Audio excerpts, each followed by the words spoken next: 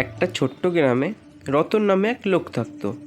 সে খুবই গরিব ছিল, কিন্তু তার একটা বড় সমস্যা ছিল। সে ছিল খুব লোভী। আমি যদি অনেক টাকা পেতাম তাহলে গ্রামে সবচেয়ে ধনী মানুষ আমি হয়ে যেতাম। একদিন রতন জঙ্গলের ভিতর দিয়ে যাচ্ছিল। হঠাৎ সে দেখলো একটা বুড়ো সাধু একটা গাছের তলায় বসে আছে। রতন, আমি জানি তুমি অনেক টাকা চাও। আমি তোমাকে একটা বুদ্ধি দিতে পারি টাকা ইনকাম করার। কি কি কি বুদ্ধি দেবে আমাকে বলো? তুমি সাধু, সাধু বাবা, তুমি বুদ্ধি দাও। আমি কি করে টাকা ইনকাম করব? তোমাকে একটা কাজ করতে হবে। ওই দূরে একটা জঙ্গল আছে, সেখানে যেতে হবে। হ্যাঁ, আমি যাওয়ার জন্য প্রস্তুত, কিন্তু ওই জঙ্গলে আমি কি করব? কি করে আমি বড় লোক এবং ধনী হতে পারবো আমাকে বলো। এবং আমি সব থেকে বড় লোক হতে চাই। আমি দূরে এক জঙ্গলে, মহেশপুর নামক জঙ্গল, সেখানে একটা হলুদ এবং কালো কালারের ছাপা বাঘ আছে। সেই বাঘটাকে ধরে নিয়ে আসতে হবে। তুমি যদি নিয়ে আসতে পারো, আমি তোমাকে এত বড় লোক করে দেবো যাতে তুমি অনেক বড় হয়ে যাবে। এরপর রতন একটুও সময় দেরি না করে হাঁটা দিল সেই মহেশপুর নামক জঙ্গলের দিকে। এবং সে মনে মনে ভাবছিল, আমি বাঘটাকে ঠিক ধরেই আনবো এবং সেই বাঘটাকে আমি এই সাধুর কাছে দেব এবং আমাকে সাধু মোহর দেবে। এবং হাঁটতে হাঁটতে সে দেখলো আজকে তো অন্ধকার হতে যায়, আজকে রাতে আর সে গেল না এবং তার ছোট্ট খুঁটির দিকে সে চলে গেল। সে ভাবলো, আজকে নয়, আমি বিশ্রাম করি এবং কালকে সকালে আমি রওনা দেব।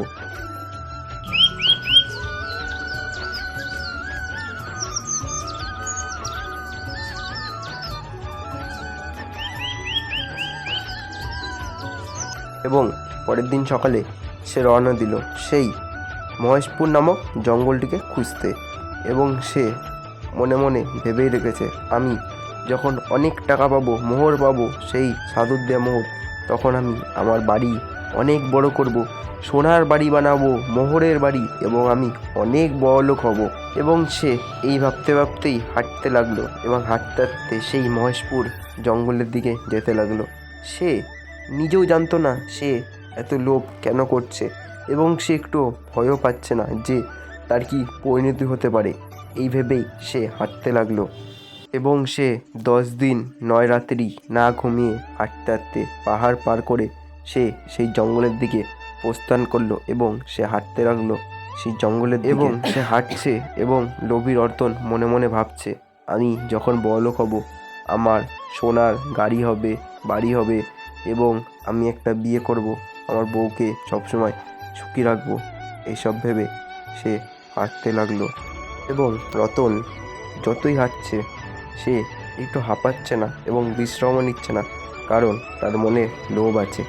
এবং সে হাঁটতে হাঁটতে একটি নদীর পাড় দেখতে পায় এবং ভাবে, আমি তো অনেক হেঁটেছি, অনেক রাস্তা, এবং আমি একটু বিশ্রাম নেব। এই বলে সে হাঁটতে থাকে। হাঁটতে হাঁটতে সে একটি নদীর পাড়ে সামনে গিয়ে দাঁড়ায় এবং একটু বসে বিশ্রাম নিতে থাকে। এবং সে ভাবে, আমি যদি বাঘের কাছে গিয়ে মরে যাই তখন আমার কি হবে? এবং সে এইসব কথাই ভাবতে থাকে এবং একটু বিশ্রাম নেয়। কিন্তু এটাও মনে পড়ে, যদি আমি বাঘটিকে ধরে নিয়ে আসতে পারি তাহলে আমি অনেক টাকা পাবো এবং অনেক বড়লোক হব। এবং সে এইসব ভাবতে ভাবতে নিজের মনের মধ্যে অনেক আনন্দ পেতে থাকে এবং সে ভাবে, আমি তো বড়লোক হয়েই যাব। এইসব কিছু সে ভাবে এবং সে অনেক আনন্দ পায় এবং একটুখানি বিশ্রাম নিয়ে সে এগোতে থাকে। এবং এগোতে এগোতে তার সেই হলুদ গায়ের মধ্যে কালো কালো ছাপা সেই সাধুর বর্ণ দেওয়া বাঘের সঙ্গে দেখা হয় এবং বাঘটি তাকে বারণ করে, আসিস না, আমার কাছে আসিস না।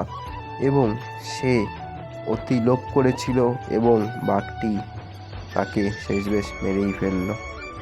এবং এই গল্পটা দেখে শেখা গেল যে মোরাল অফ দ্য স্টোরি, অতি লোভে তাঁতি নষ্ট, বা অতি লোভে মৃত্যু, বা লোভে পাপ পাবে মৃত্যু। এইসব বর্ণনা দিয়েই আজকের গল্পটা শেষ। এবং তোমাদের যদি আজকের গল্পটা ভালো লাগে লাইক এবং সাবস্ক্রাইব করবেন। দেখা হচ্ছে পরবর্তী ঘটনায়।